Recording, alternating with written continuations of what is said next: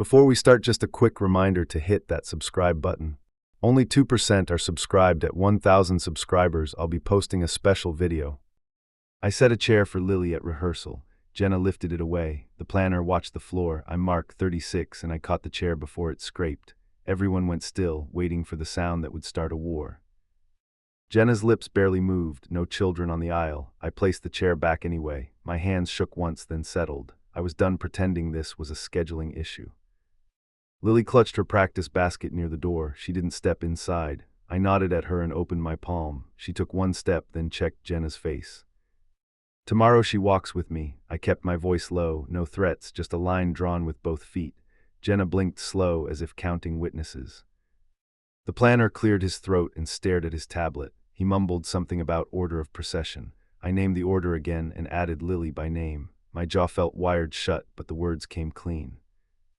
Jenna pulled me aside behind the arch. She didn't yell. She smiled tight and asked if I wanted chaos. I said I wanted my kid where vows actually mean something. Her fingers tapped my chest once. Optics, timing, relatives. She stacked the words like blocks. I knocked them over with one sentence. She walks or I don't. Silence stretched. Groomsmen shifted. The maid of honor checked her phone, then looked up. Lily lifted the basket higher like a shield. That tiny choice cut me open. Jenna leaned close enough to fog my focus. She said the venue had policies. I asked for the policy in writing. She exhaled through her nose, then turned to the planner.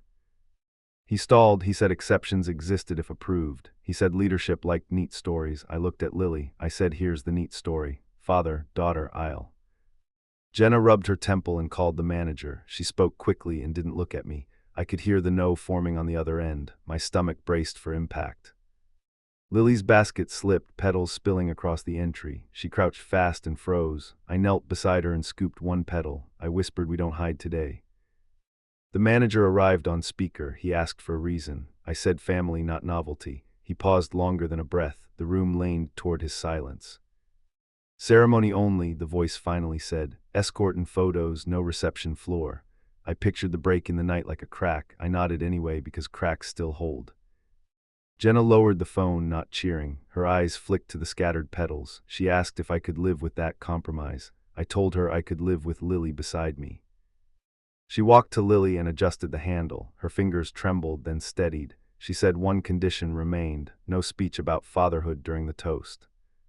I stood up slow. I said the vows would say enough. She searched my face for hedges. I offered none. The planner finally breathed.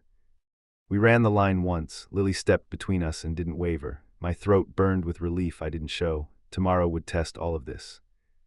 As we wrapped, Jenna's mother appeared at the doorway. She eyed the petals like they were evidence. She asked if this was set in stone. I said wet concrete and it's drying fast. Her mouth tightened. She muttered about family reactions. I didn't blink. I said reactions would happen anyway. At least they would happen with my daughter centered.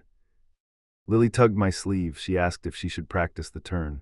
I showed her the pivot and the pause. She nailed both on the second try. Jenna watched and didn't call halt. We left the hall under a quiet that felt temporary. My phone buzzed with an unknown number. A text flashed that made my ribs tighten. Tomorrow, one guest planned to object. I slid the phone back and met Jenna's eyes. We both knew who sent it. The air felt thinner, but my resolve felt heavier. I opened the door for Lily and kept the line drawn.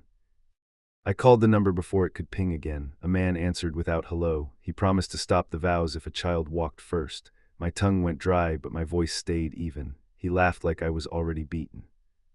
Name, I kept it short. Breathing filled the line. He gave a first name and a last initial, not family, not neutral. He hung up fast before I could press. I stared at the screen until it dimmed. Jenna watched me from the doorway, a towel around her shoulders, jaw tight. Who is it? Not a question, not gentle. Someone planning a scene. I slid the phone over. She held it like it stung. Connected to your side or mine. She didn't blink. Silence often hides choices. We drove to the final walkthrough early. No music, no jokes. I rehearsed what I would do if someone stood up. My plan was simple and loud. I would stop the ceremony myself. Outside the office, the coordinator waved us in. He tried small talk, then saw our faces. Problems. He straightened his posture. He had the look of a man rewriting a script under pressure. I gave him the number. He wrote it down and locked his screen. Security can monitor calls and arrivals. He tapped his pen. But I need one rule from you. He waited for backbone. If someone objects, we freeze the room. My hands settled on the table. I walked to the mic and clear it. He studied my mouth like truth had weight. He nodded once, then twice. Jenna stood by the door and rubbed her wrist. No speech about parenting. She said it like a contract clause, just logistics. I agreed because tactics win rounds. Emotion can wait. Lily skipped in with her practice shoes laced. She offered her tiny pouch to the coordinator. I want to try the aisle. She looked at us for permission. I gave a single nod. We ran the entrance in short bursts. Step, pause, breathe. She mirrored my pace without looking down. She did not ask again if she belonged. That silence strengthened my spine. During a break, my phone buzzed twice. Same number. A photo arrived from a distance. A place setting marked with my last name. A note scrawled over it, "Not your show." Jenna leaned over the screen, then recoiled. Who set the table already? Her teeth clicked on the last word. The coordinator checked the seating chart on his tablet. Someone had printed copies early. I called the number again and put it on speaker. Traffic noise, then a voice like gravel. "You made a neat boundary, I'll make a bigger one." A horn blared near him. He ended the call with a chuckle. We stepped out to the hallway to regroup. "He is coming." I kept my tone flat. We planned for contact at the doors. Jenna paced, then stopped and lifted her chin. "We warn the ushers. We move him outside." Good, she was with me. Lily tugged my sleeve. "Will I still toss at the front?" Her eyes searched mine for drift. "You will start with me," I said. "If someone shouts, you look at my shoes." She repeated my words until they felt like steps. We drove to pick up her outfit next, a quick stop in and out. The shop owner handed over a small accessory we had ordered. Lily placed it on her head with careful hands. She grinned like this was a mission. Back in the car, another message landed. A map pinned near the venue, a caption with 2 words, "I'm close." I felt the old urge to appease rise and fade. I chose the harder answer. I chose confrontation if needed. I dialed my ex for a reality check. She picked up on the first ring. "Is Lily safe tomorrow with your plan?" Her tone held fire and ice. "Yes," I said. "There is a troll, but I am ready." She exhaled once like a judge weighing a sentence. "Text me if anything shifts." She paused. "And don't make Lily the shield." The line went quiet. That warning landed hard and right. I promised to carry the blow myself. We pulled into our driveway and saw a car idling. A man leaned against the hood and pretended to scroll. He matched the voice in my head almost perfectly. Not family, not friend. I told Lily to grab the small accessory and head inside. She moved quickly and didn't look back. Jenna stayed near the porch but didn't retreat. She squared her shoulders like a referee ready to step in. "Leave the kid out of this." I stopped an arm's length from him. He examined me like merchandise. "Tomorrow is adults only," he said. "Your +1 is a liability." He smiled too long. "You don't get a vote." I kept my hands visible. "You stand up in there and it ends fast." He tilted his head and studied the front door. That glance told me everything I needed.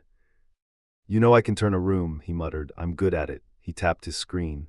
I pictured him rehearsing lines that sounded moral and sharp. I pictured him enjoying the wreckage. "Try it," I said, calm, clear. "You'll be walking out with security. You'll be walking alone." His jaw shifted once. He didn't expect firm steel without volume. Jenna stepped down one stair. "You are not invited anymore." Her voice had no tremor. "If you enter the building, you are trespassing." She wasn't asking for my lead now. She was taking her own. He flicked a glance at her, then at me. "You two think you can rewrite the script." He tucked his phone into his pocket. "I'll rewrite louder." He held my gaze a second longer, then slid into the car. We watched him drive away without signaling. I tracked the plate and typed it into my notes. My hands shook after the engine faded. Adrenaline always bills you after the scene. Inside, Lily waited by the stairs with her outfit box. She studied my face like a list. "Do I still stand with you?" I knelt. "Tomorrow you start every step next to me." She nodded once and hugged hard.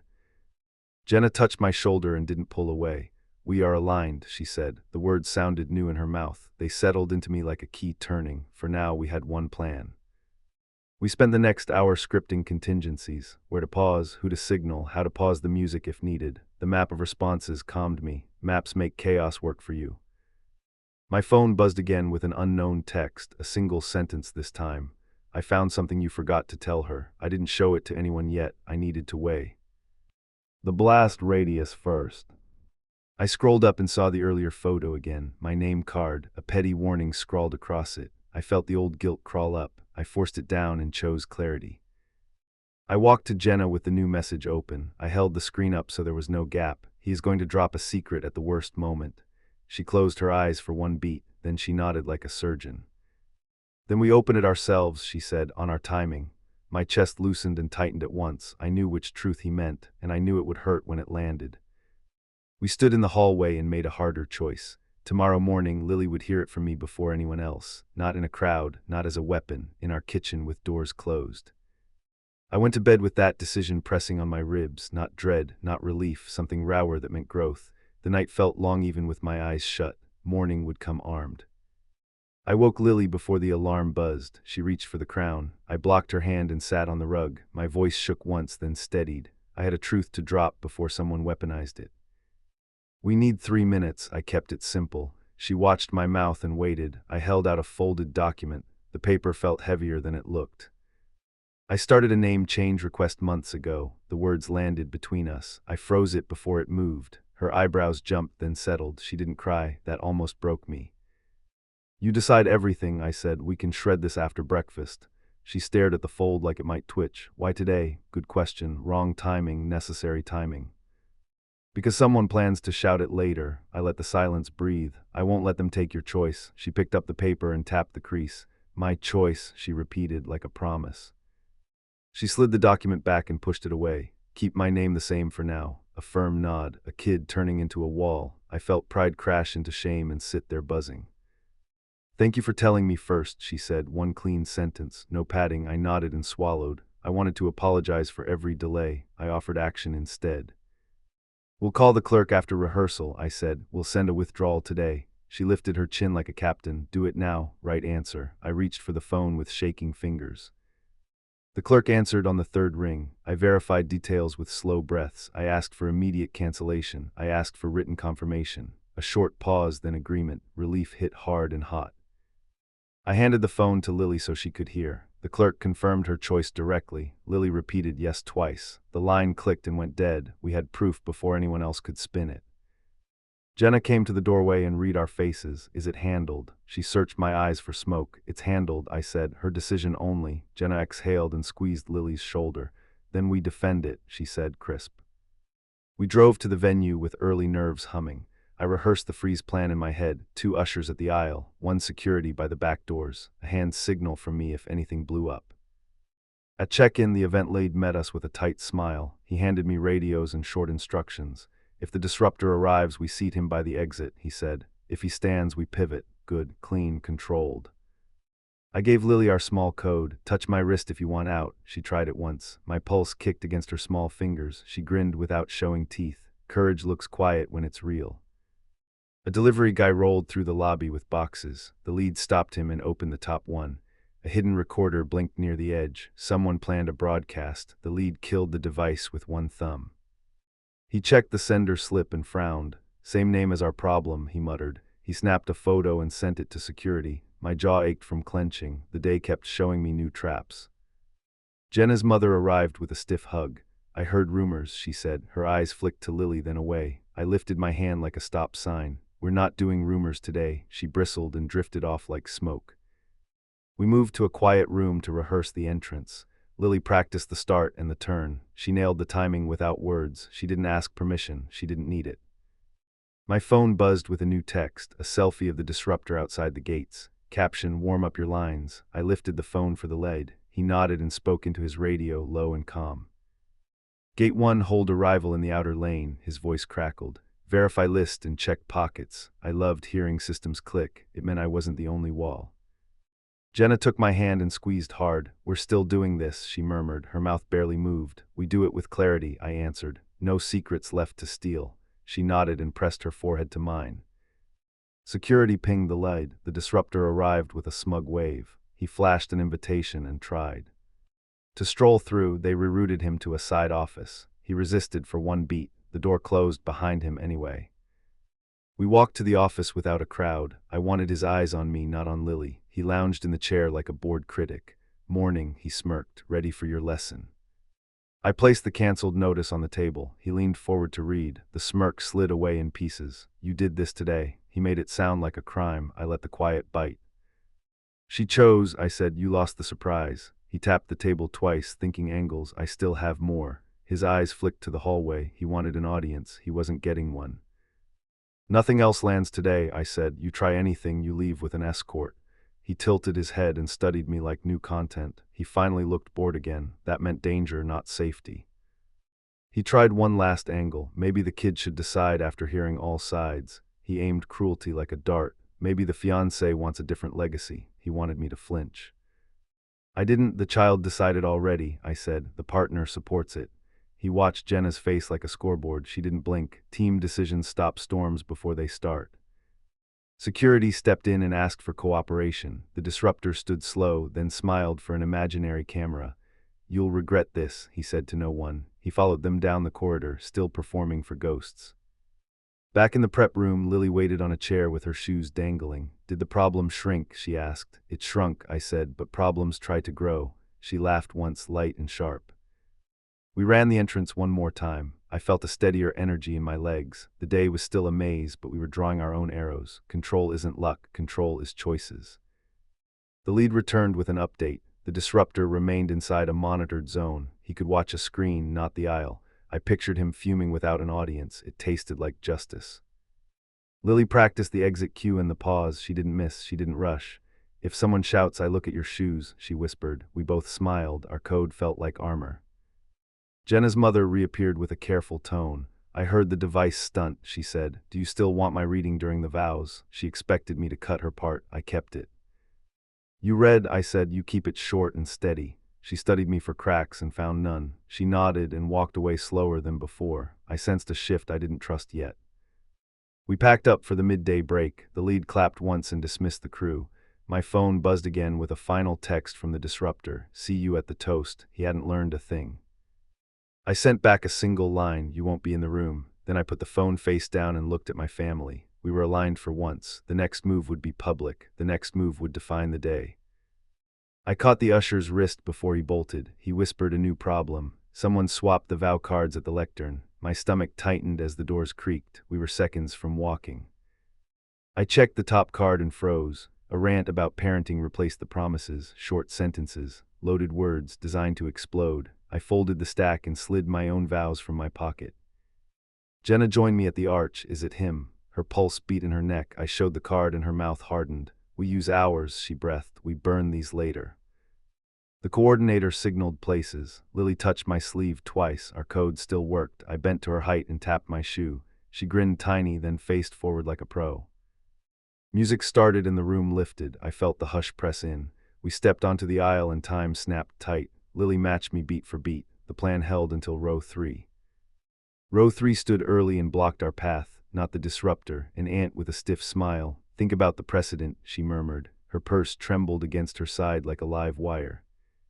I turned my wrist so security could see. They edged closer without fanfare. "Please return to your seat," I said, calm voice, straight spine. She hesitated, then sat with a sharp breath through her teeth.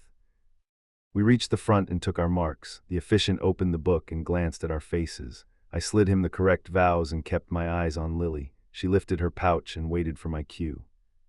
Halfway through the reading, a microphone sparked on. A voice from the side room began warm. "Before these two continue." My hand went up and the music stopped exactly on our signal. The freeze plan clicked. I faced the guests and stepped to the mic. "We will pause for a moment." I looked straight at the camera mounted near the balcony. "There is an attempt to hijack this ceremony. It ends here." Security muted the rogue feed and opened the side door. The disruptor sat with a headset around his neck. He spread his hands like a talk show host. He mouthed something theatrical and stood to leave. "Escort him." "To the exit," the coordinator said into his radio. The headset came off and the door swung shut. The room breathed again, but not fully. People crave chaos when it dresses up as concern. I turned back and lifted Lily's hand. "We continue," I said to the officiant. My voice shook once and steadied by choice. Lily stepped forward and released one soft toss. The air finally bent our way. Jenna's mother approached the lectern for her reading. She unfolded a single page and looked at me first. "This is short," she promised. Tension hung on her next inhale like a blade about to drop. She read a simple passage about keeping your circle honest. No barbs, no detours, no secret digs. When she finished, she touched Lily's shoulder and returned to her seat with wet eyes she tried to hide. The vows came next and my hands trembled, not from fear, from restraint. I trimmed mine at the last minute. No sermons, no history, just one promise about showing up when it costs something. Jenna kept hers tight and clean, no branding, no spin. She ended with a line that felt like a dare. We honor what makes us three. People shifted, surprised, then settled with small nods. We leaned in for the ring exchange. The efficient reached for the cushion and found nothing. A blank spot stared back like a prank. My chest hitched and Lily squeezed my fingers twice. "Check your pocket," Jenna whispered without moving her mouth. I reached down and found the rings where I had tucked them earlier. Paranoia had finally paid rent. I lifted them high enough for row 3. Applause rose too quick, then cut off. The doors at the back opened an inch. A shadow lingered like a question. Security filled the gap with 2 quiet steps and the shadow slipped away. We finished the vows without one more interruption. The officiant declared it done and I felt the room tilt toward relief. Lily looked up at me, waiting for our last cue. I nodded once and we turned together. On the recessional, someone hissed from the side, "This isn't a playground." I didn't break stride. I looked at Lily's posture instead, head high, pace steady. She was teaching me something I should have known. We reached the lobby where the lead waited. He kept his radio low. "He's out of the building," he whispered. 2 attempts to re-enter already. I wanted to laugh, but my jaw wouldn't release yet. Photos began and the photographer urged quick poses. I kept Lily near the center for every shot that mattered. Jenna didn't flinch at any of it. Her grip on my arm felt like agreement forged in heat. Midway through, a staffer rushed over with a clipboard. "Urgent note for the couple," she said. I took the paper and read 3 short lines, a threat to crash the toast with a final reveal. I looked at Jenna and then at the coordinator. "No open mic tonight," I said. "All speeches preloaded and timed." He gave a tight thumbs up. We were turning every loose door into a bolt. Lily tugged the hem of my jacket. "Do I stay after pictures?" she asked. I crouched until my knees popped. "Ceremony and photos only," I said. "Then ice cream with your cousins." Her mouth fought a smile and then lost. We finished the last frame and stepped aside. I felt the weight shift again as guests drifted toward the next room. The day had bowed, but it hadn't broken. The toast still waited like a final test. I glanced at the exit and saw a car idling. The driver leaned forward with his hands on the wheel. Not our disruptor, a new face, a relay partner ready for the next play. I touched the radio and spoke into it with a steadier tone. "We have an outside runner at the curb," I said. "License starts with 7. The lead repeated the digits and moved like a chess piece to block.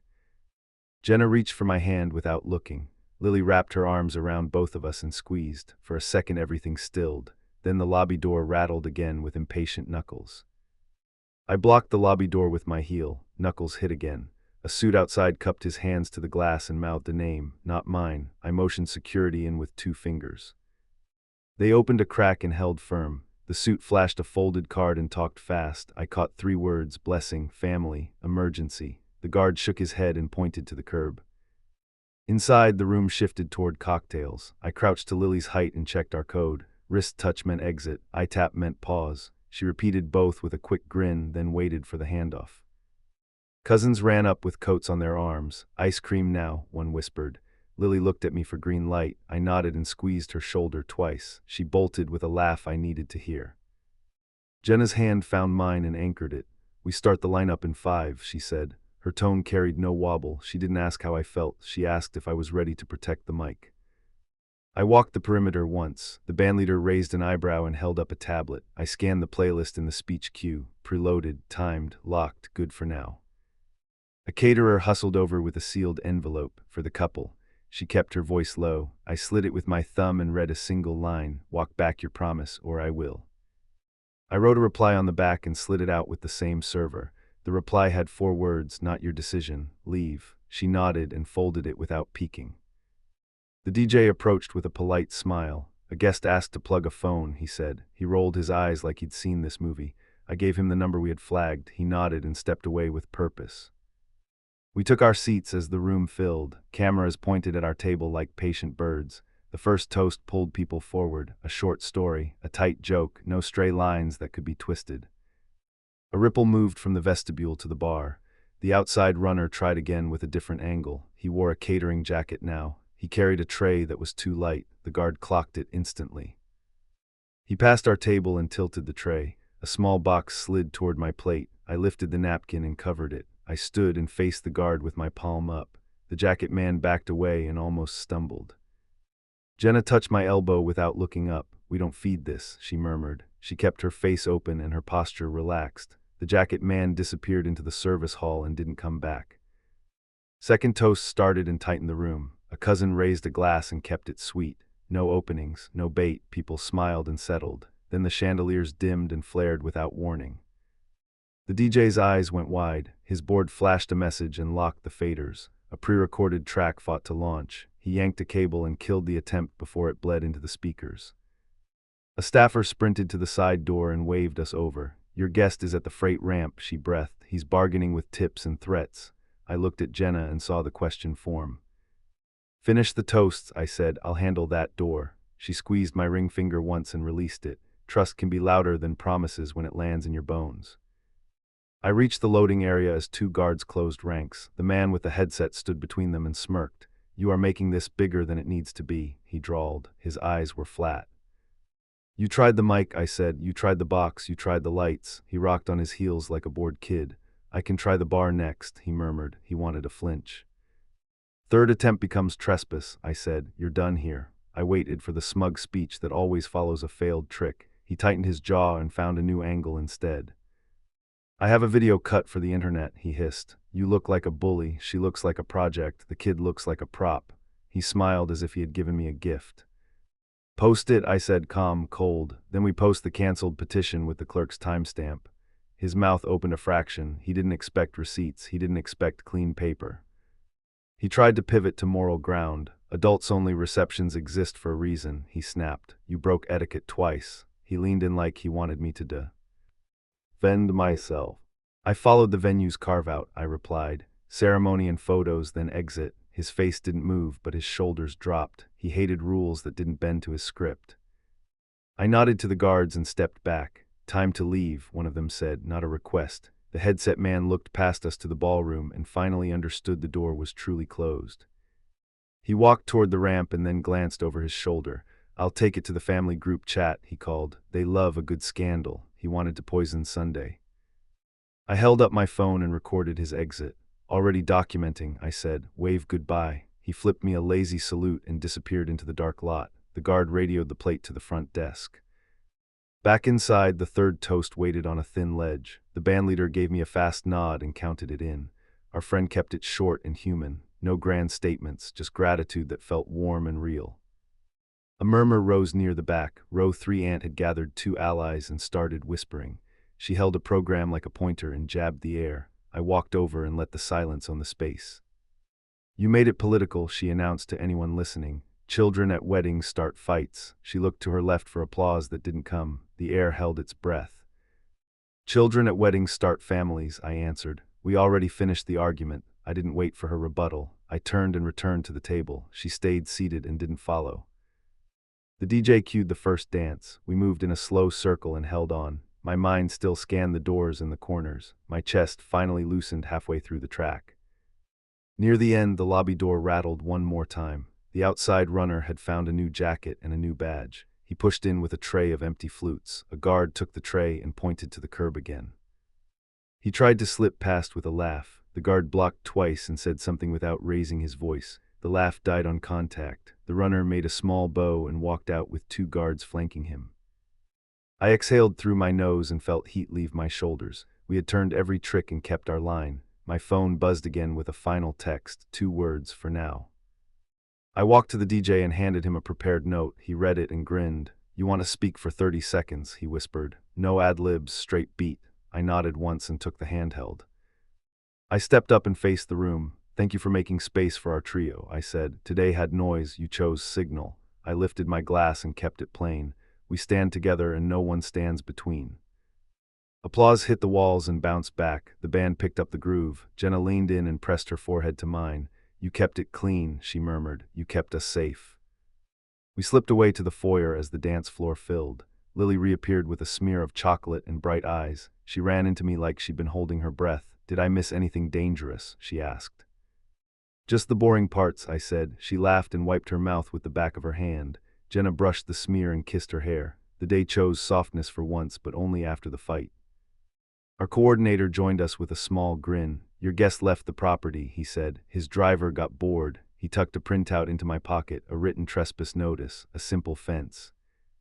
Lily looked at the paper and then at our rings. "Are we done with trouble?" she whispered. I thought about the video he promised and the chat he threatened. I thought about Monday. We're done tonight, I said. Tomorrow has its own plans. She nodded like a soldier and squeezed both our hands. We held the moment just long enough to feel deserved. As we turned back toward the music, my phone buzzed one last time. A new number, a single sentence. He's not finished. I tucked the phone away and kept walking. The next round would find us, but not tonight. I woke to 10 missed calls and a link. The video had captions ready. He tagged relatives, coworkers, and anyone he could reach. My mouth dried as the view count ticked. I hit play and braced for spin. His cut started at my mic moment. He trimmed the threats and pasted smirks. He framed me as controlling and ruthless. He blurred Lily's face but left the basket in for effect. Jenna appeared behind me with a laptop. We count her now. She pulled the receipts folder open. Cancellation confirmation, venue carve-out email, trespass notice. She lined them like dominoes and waited for my nod. Short post, I kept my voice level. Facts only, no insults. She typed while I paced the rug. She read it back without looking up. My pulse eased once, then spiked again.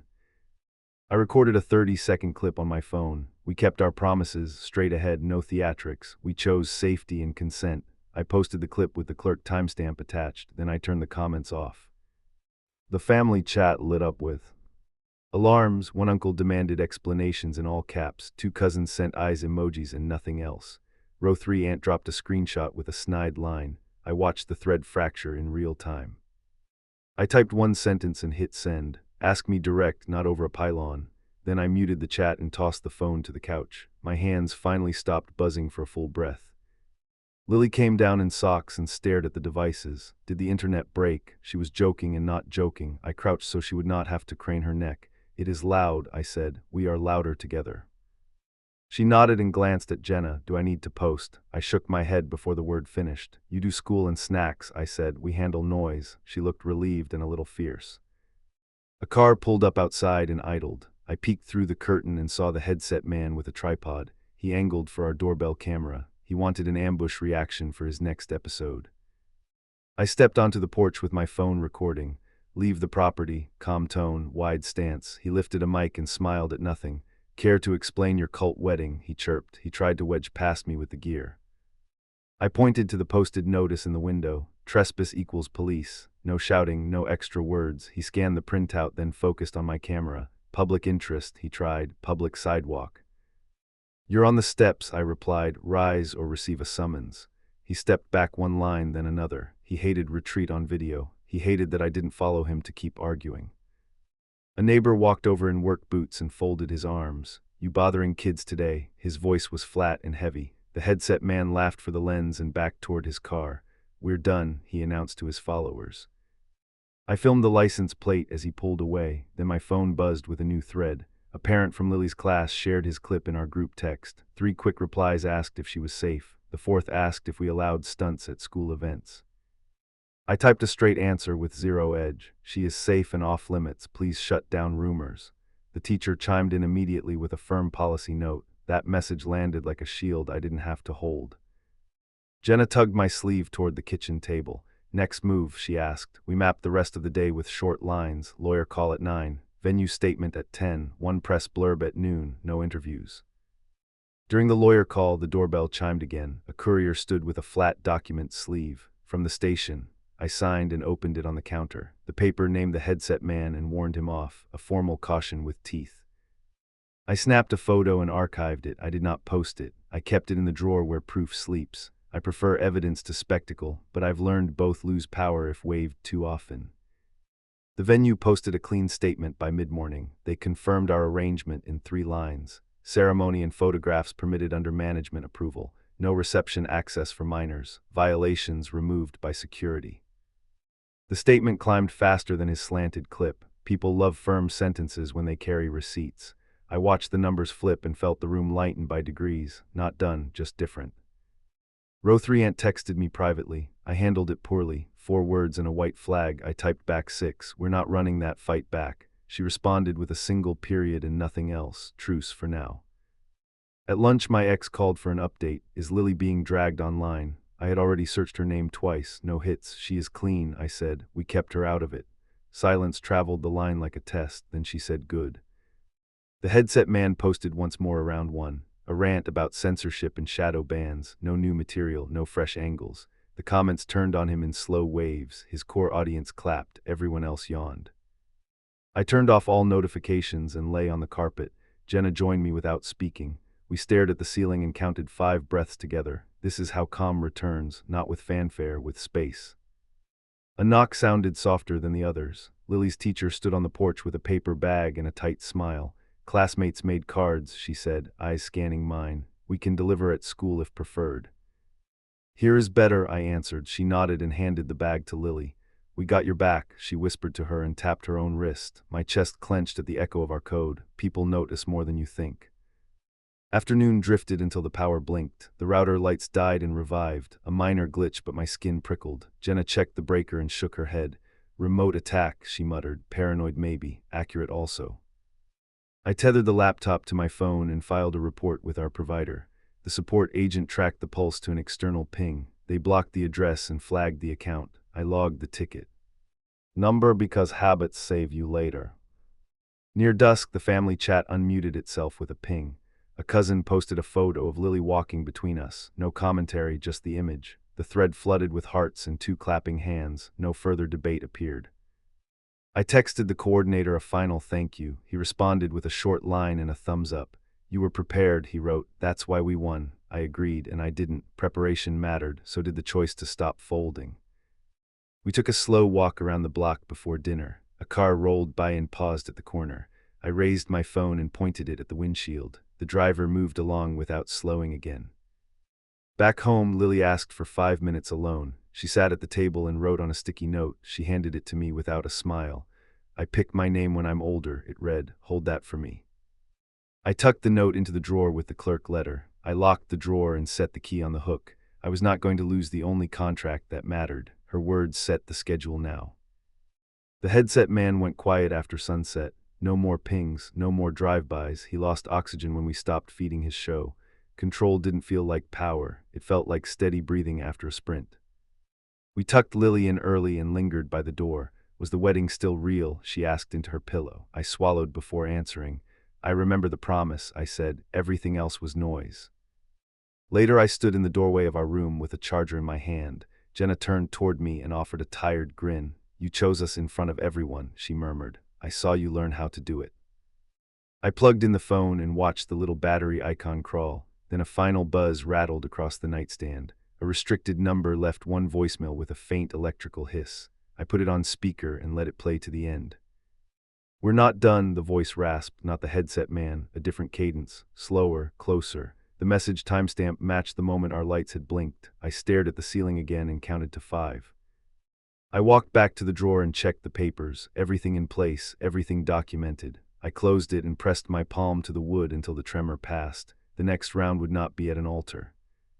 I opened the window and listened to the quiet street. Somewhere a dog barked once and stopped. I pictured tomorrow's meeting with a detective and a signed order with heavier ink. I pictured showing up calm and ready. Behind me, Jenna's breathing evened into sleep. I stood there longer than I needed. I let the cool air carry out the last of the ceremony noise. Then I shut the window and watched the red light on the camera glow.